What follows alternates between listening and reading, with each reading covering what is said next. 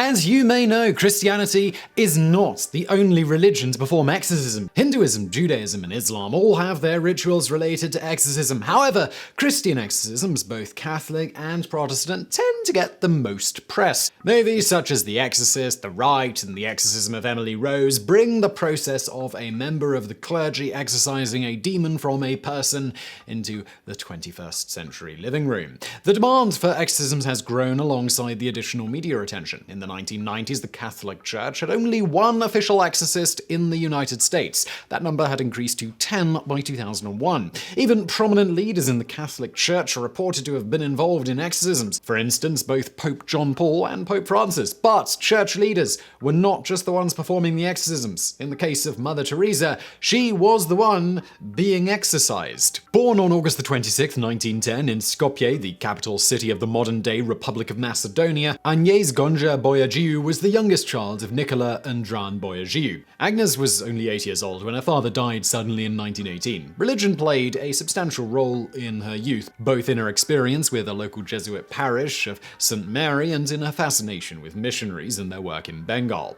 She decided at 12 years old that she would pursue a life devoted to Catholicism. As such, 18-year-old Agnes left her family and home behind in September of 1928 to pursue her goal of becoming a Catholic missionary. She joined the order of nuns known as the Sisters of Loreto before traveling to the Loreto Abbey in Ireland to learn English. The next year, she made the journey to India, where she eventually took vows as a nun on May 24, 1931.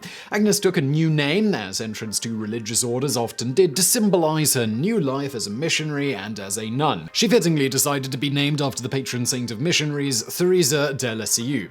However, since another nun already had used that spelling, Agnes chose the name Teresa. Mother Teresa taught at St. Mary's School for Girls in Calcutta for 15 years, remaining there even after taking her solemn vows in May 1937. She was appointed to the position of headmistress at the school in 1944. The years she spent teaching at St. Mary's were enjoyable for Mother Teresa, but she could not help noticing the poverty rampant within the city of Calcutta. Then a train ride from Darjeeling to Calcutta on September 10, 1946, changed her life forever. It was at this time that Mother Teresa claimed to have experienced a calling to help the poorest of the poor by leaving her convent and establishing her own religious community dedicated to serving those in poverty. 2 years later, in 1948, she left her convent to receive medical training at the Holy Family Hospital in Patna. Then she put on her iconic white sari with the blue stripe and moved into the slums of Calcutta. Teresa initially struggled to provide herself with food and to receive basic supplies for her work. Her diary revealed her doubt as she begged for the items she needed and was tempted to return to the comparatively comfortable life that she had known at the convent. Our Lord wants me to be a free nun covered with the poverty of the cross. Today, I learned a good lesson. The poverty of the poor must be so hard for them. While looking for a home, I walked and walked till my arms and legs ached. I thought how much they must ache in body and soul, looking for a home, food, and health. Then the comfort of Loreto, her former congregation, came to tempt me. You have only to say the word, and all that will be yours again, the tempter kept on saying. A free choice, my God, and out of love for you, I desire to remain and do whatever be your holy will in my regard. I did not let a single tear come. But she continued her work and was rewarded in October of 1950 when the Vatican gave her permission to begin her own religious community, the Missionaries of Charity. The organization began in Calcutta with only 13 members. By the time of Mother Teresa's death, it had grown to 4,000 strong, with members across the world who manned orphanages, hospices, and other charitable organizations. For her life's work, though some of it somewhat controversial, she received numerous awards, including the Nobel Peace Prize in 1979. Incidentally, Nobel Prize winners, beyond a sizable cash reward, which most give to charity, there's also an award dinner. In Mother Teresa's case, however, she refused to go to the dinner, stating that the money could be better used elsewhere. The $7,000 that the award dinner costs was then donated to charity in her name, and the dinner was cancelled. In any event, heart problems plagued Mother Teresa as she aged. She suffered from her first heart attack during a visit to meet John Paul II in 1983, and the second occurred 6 years later in 1989. She offered to resign from her position as the head of the Missionaries of Charity in 1990 1992 after experiencing both pneumonia and heart troubles in Mexico. However, the nuns of the order expressed full confidence in her leadership, and she soldiered on. Her health further declined in 1996. A fall in April left her with a broken collarbone, and she contracted malaria in August. She also experienced a failure of the left heart ventricle that required heart surgery. It was during a hospitalization in 1997 that Mother Teresa struggled to sleep at night, only to be so agitated at night that she pulled off the hospital monitoring equipment on her body as she thrashed around.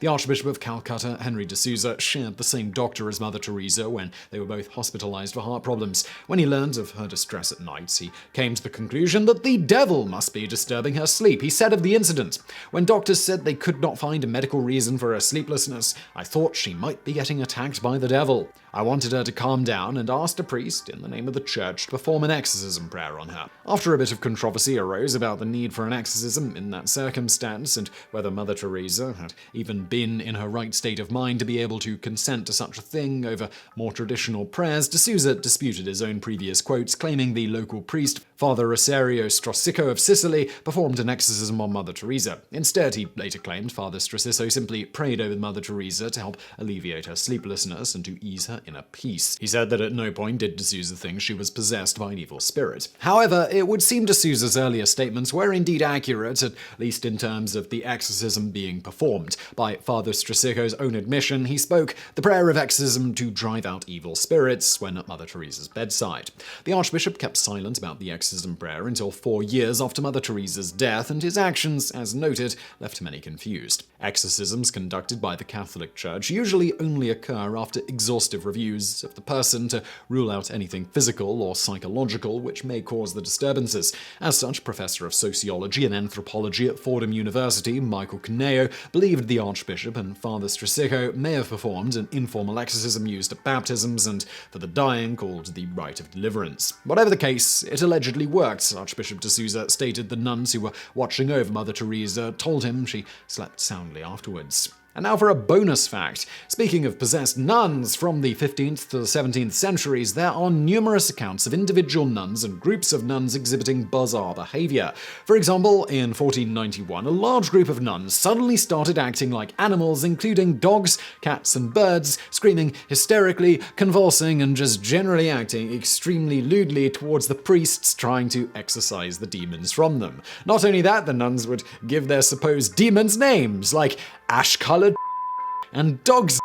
Many of these events seem to have started with one or a small group of nuns under high stress, sometimes being investigated or punished for some behavior, or feeling like they'd committed major sins and then spread to others. In pretty much all reported cases, their behavior was more or less textbook from what was expected to happen with people possessed by demons as well as people suffering from mass hysteria.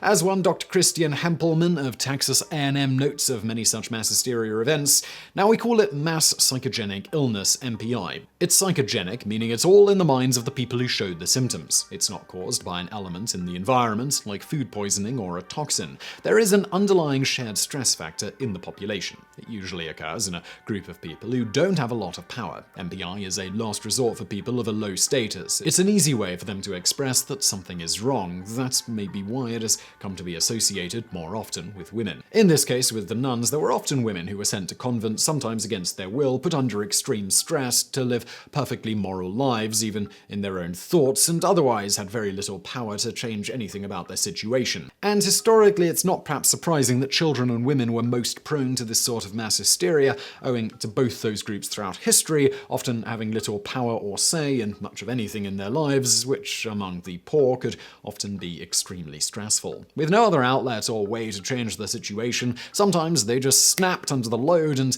others with shared stress and similar beliefs just joined in with them. Elements of this still happen occasionally today, as Dr. Hempelman notes. It's more common than you think. It usually starts in a school or in a workplace when people are in a stressful situation and they don't have the power to get out of that situation. This happens in Lafayette Industries a couple of years ago. They'll get someone to spray the area to comfort people who were involved. People involved will say that there were a bunch of bugs and we were all stung by it. they won't admit it was hysteria. In an older example of this, in February of 1787 at the cotton manufactory at Hodder Bridge in Lancashire, England, we have the account of one Dr. William Clare who investigated the incident. He states, "A girl put a mouse into the breast of another girl who had a great dread of mice. The girl was immediately thrown into a fit and continued in it with the most violent convulsions for 24 hours.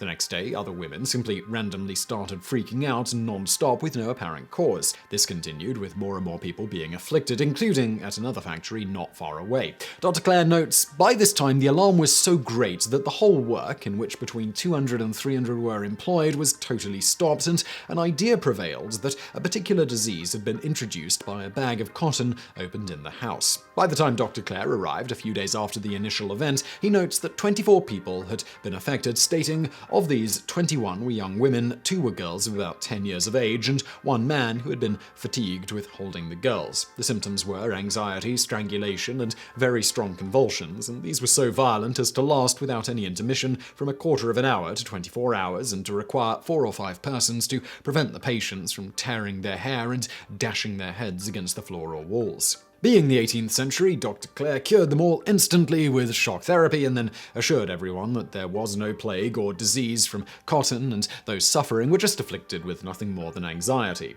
The mill was immediately then reopened and there were no further fits. For more on this bizarre phenomenon and many other famous incidents, do see our Brain Food Show episode, The Forgotten Plague, Dance Mania, which I'm linking to below. And I really do hope you enjoyed that video. If you did, please do smash that like button. Don't forget to subscribe, and as always, thank you for watching.